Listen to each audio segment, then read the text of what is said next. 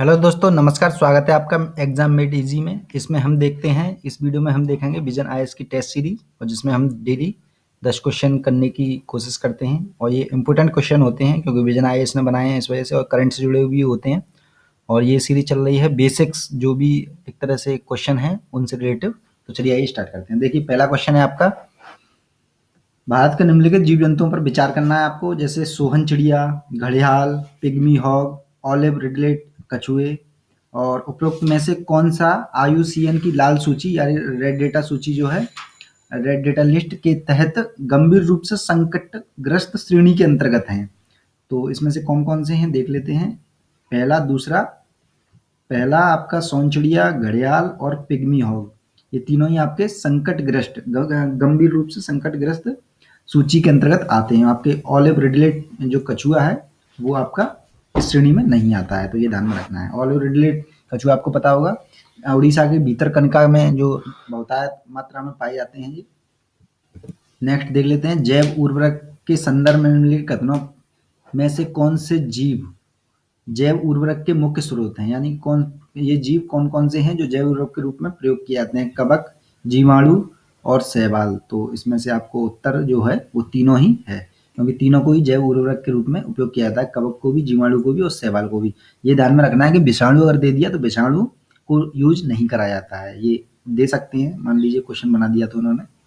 तो नेक्स्ट देख लेते हैं, इसका आंसर जो हो जाएगा वो 1, 2, तीनों ही हो जाएंगे। देखिए, नेक्स्ट क्वेश्चन है, निम्नलिखित में से कौन से भारत के कुछ भागों में रेडियोधर्मी कचरे में प्रदूषण के रूप में पाए जा सकते हैं? जो भारत के अंतर्गत बात करी गई है, ये ध्यान में रखना है थोड़ा सा।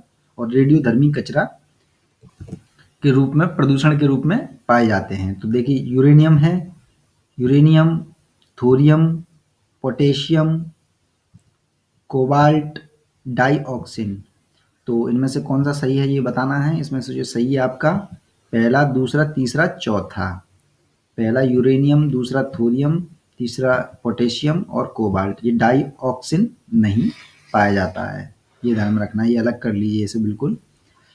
तो नेक्स्ट देख लेते हैं, भारत में फ्लाई ऐश उत्पादन के संदर्भ में निम्नलिखित में से किन प्रकारों से फ्लाई ऐश का उपयोग किया जाता है?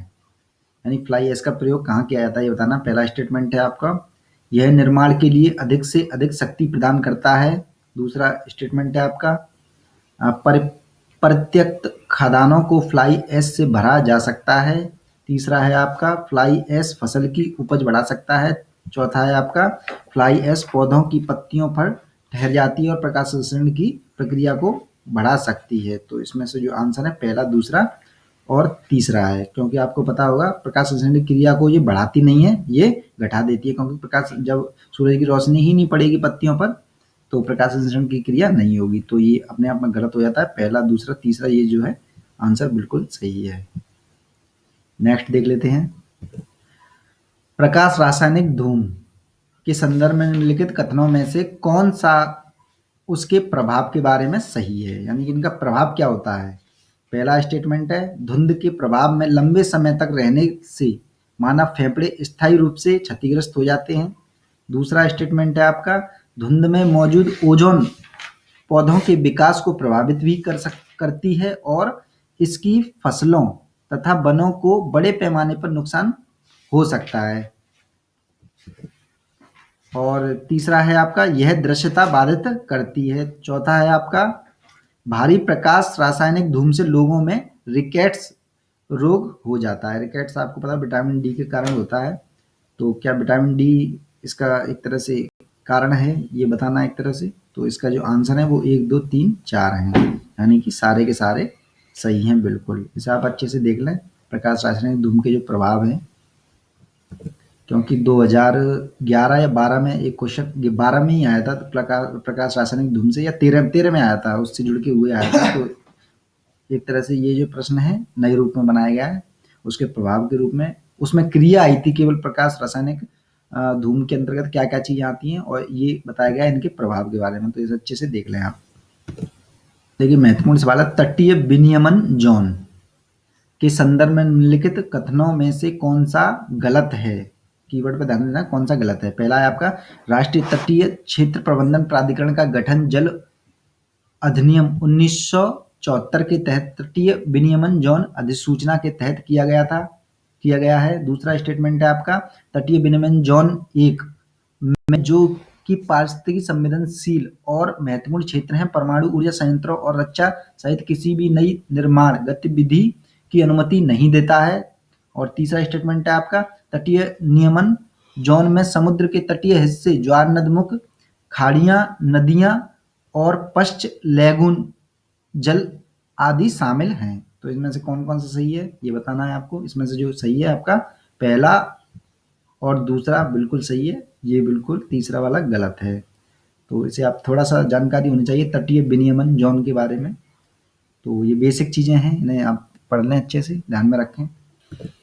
देखिए, वन्य जीवन संरक्षण अधिनियम 1972 के संदर्भ में निम्नलिखित कथनों में से कौन सा सही है। और मैं इधर आपको बता दूं ये गलत पूछा था, तो ये वाले जो हैं गलत हैं, 1, 2, और ये केवल सही जो है वो आपका तीसरा स्टेटमेंट बिल्कुल सही है। तो ये जानकारी होनी चाहिए। मैं इस वजह से कह रहा था कि ये सही है क्योंकि इस आंसर के अनुसार ये सही है, ए। तो अधिनियम 1972 के संदर्भ में निम्नलिखित कथनों में से कौन सा सही है ये बताना है। और इसमें से जो है पहला स्टेटमेंट है, यह न केवल जंगली पक्षियों और जंगली जानवरों के संरक्षण से बल्कि निर्दिष्ट पौधों के संरक्षण से भी संबंधित है। और दूसरा स्टेटमेंट है आपका, अधिनियम ने निर्दिष्ट किया है कि कुछ जानवरों जैसे सामान्य कौवा और चमगादड़ को मारा जा सकता है। और तीसरा स्टेटमेंट है आपका, संगाई हिरण परियोजना इस अधिनियम के तहत शुरू की गई थी। और चौथा स्टेटमेंट है आपका, प्रधानमंत्री की अध्यक्षता वाले राष्ट्रीय वन्यजीव बोर्ड को इस अधिनियम के तहत गठित किया गया था। तो इसमें से जो आंसर है आपका पहला, दूसरा, तीसरा, चौथा, ये चारों ही सही है। इसे अच्छे से आप ध्यान में रख लें थोड़ा सा, क्योंकि बहुत ही ज़्यादा क्वेश्चन आ रहे हैं पर्यावरण से रिलेटिव सिविल सर्विस के एग्जाम में। तो उसमें से एक ये हो सकता है, कहीं से भी जुड़ के कोई भी आ जाए स्टेटमेंट। भारत में ज्वार यानी मैंग्रोव वनस्पति के संदर्भ में निम्नलिखित कथनों में से कौन सा सही है। मैंग्रोव वनस्पति बहुत ही महत्वपूर्ण है, अक्सर क्वेश्चन आ जाते हैं। तो पहला स्टेटमेंट है, मैंग्रोव की पुष्ता जड़ होती है जिन्हें न्यू मेटाफोर भी कहा जाता है। दूसरा स्टेटमेंट है, मैंग्रोव नमक सहिष्णु वनस्पति हैं, यानी नमक में एक तरह से उग सकती हैं, नमक के जल में। और तीसरा स्टेटमेंट है, मैंग्रोव शीतोष्ण क्षेत्र में अच्छी तरह से पनपते हैं। और चौथा स्टेटमेंट क्या है आपका, इनका ईंधन के रूप में प्रयोग नहीं किया जाता है। तो इसमें से जो आंसर है वो है आपका पहला और दूसरा ही सही है, केवल पहला सही है आपका, दूसरा सही है। और ये शीतोष्ण क्षेत्र में नहीं, ये आपको पता होगा उष्णकटिबंधीय क्षेत्रों में पाया जाता है अच्छे ढंग से। और ये ईंधन के रूप में प्रयोग किया जा सकता है बिल्कुल, क्योंकि बड़ी बड़ी छाल होती है इनकी, आपने देखा होगा। तो इसलिए आंसर 1 और 2 सही है इसका। देखिए, अगर कोई व्यक्ति उत्तर से दक्षिण की ओर बढ़े तो दक्षिण भारत की निम्नलिखित पर्वतमालाओं का सही क्रम क्या होगा। उत्तर से दक्षिण आ रहा है मान लीजिए, यानी ऊपर से नीचे की साइड में आ रहा है, तो कौन कौन सा सीरीज इसकी, पालकोंडा, सेवरॉय, जावादी, पलानी।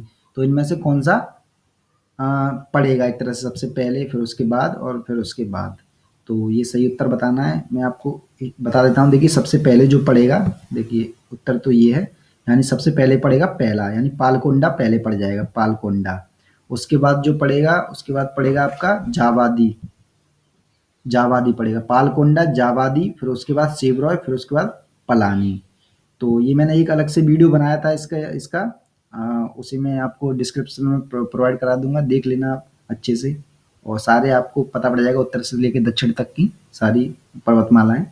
देखिए, निम्नलिखित जो उपरोक्त में से कौन सी नदियां कावेरी नदी की दाहिनी ओर की सहायक नदियां हैं। तो इसको हम ऐसे नहीं देखेंगे, क्वेश्चन के फॉर्मेट में नहीं देखते, इसे हम डायरेक्टली देखते हैं। देखिए, कावेरी की जो बाएं ओर से जो नदियां एक तरह से निकलती हैं वो कौन सी हैं।